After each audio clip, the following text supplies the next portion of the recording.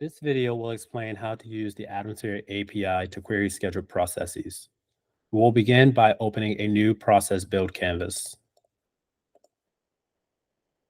Select Connector for the start shape and choose the Boomi Atomsphere API connector from the connector drop-down list. Click the first green plus symbol to configure the connection. The WSDL URL path is pre-constructed for you in the WSDL URL field. You will only need to replace the account ID placeholder with your Atomsphere account ID that you will be querying schedules on. Next, you will need to configure the authentication method. You can either use password authentication or API token for authentication. For this video, we'll be using API token authentication, for which we have already configured. Save and close the connection tab.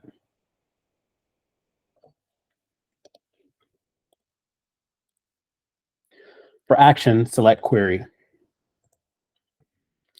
Next, click the second green plus symbol to configure the operation. The Boomi Atomsphere API operation screen appears. Click Import. Select the atom that you would like to query schedules on. The connection that you previously configured should already be pre-populated. Click Next.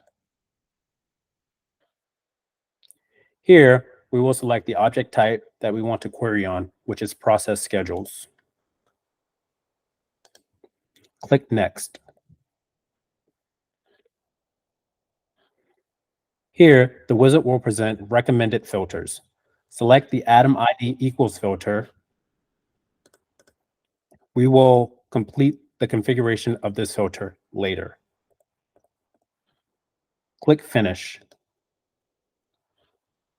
Click Save and Close. Now, click the Parameters tab. We will add a parameter for the Atom ID equals filter that we just selected. Click the plus symbol. For input, the Atom ID equals value is present. Select this as the input. Your type will be static. For the static value, add the Atom ID of the atom that you will be querying schedules on. This can be retrieved from the Atom Management page. Click OK. Click OK again. Now, to complete the process, I've added a data process shape to combine all of my results into one flat file. I've also added a stop shape. Save your process in order to test it.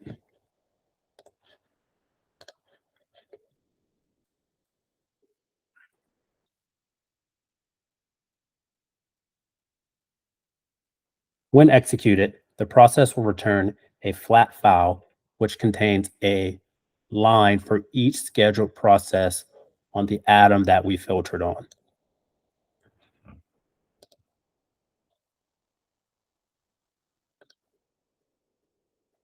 Scheduled information provided includes the atom, process ID, the schedule configured for the process, and the max number of retries set for it.